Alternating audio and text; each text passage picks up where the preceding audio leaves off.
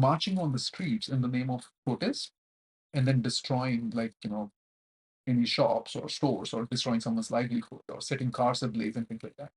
How is that protest? Because your voice is heard, but not to the government, but to the person who's incurred the loss. You've destroyed someone's livelihood. And if that is what you're calling protest, sorry, it's not protest, it's detest. Mm. Yeah. And it's happening all over the world. Where is one place where protests are not happening right now?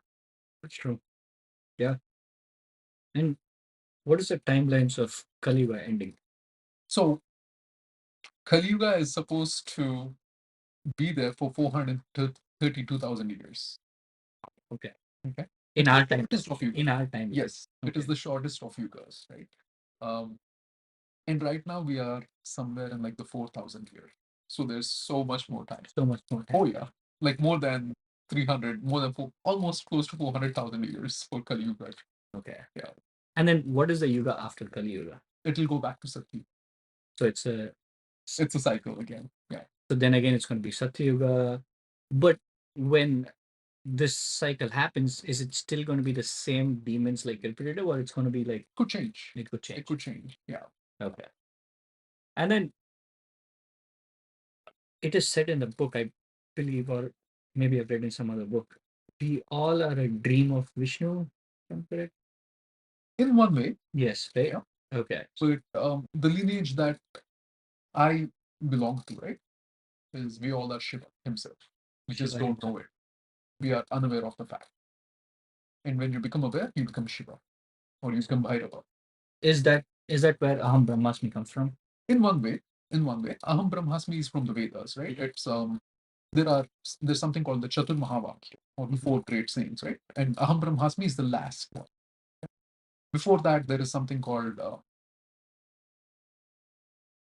Pragyana Brahman. The right knowledge is me. The right knowledge is me. Yeah. It takes me to like a little bit of Rene Descartes' philosophy. Cogito ergo sum. Yeah. I think therefore I am. Yep. And therefore I am. Yep. Okay. Pragyana Brahman. And after that is I am Atman Brahman, right? It is my soul is the Lord, Mhm. right? And then I can't remember the third one right now, but then the last one is Aham Brahmasmi. So the point is, it's a journey. Yeah, you have to gain the right knowledge, and then you realize that okay, I'm not just a body. I'm actually a soul, which doesn't, get into any of this nonsense, right? And then finally you realize I am that uncontaminated God Himself. Mhm. Yeah. But then nowadays, from a fashion perspective, everyone's like, "Oh, Brahmasmi." I'm like, no, you're not Brahmasmi. You're Bhasmasmi.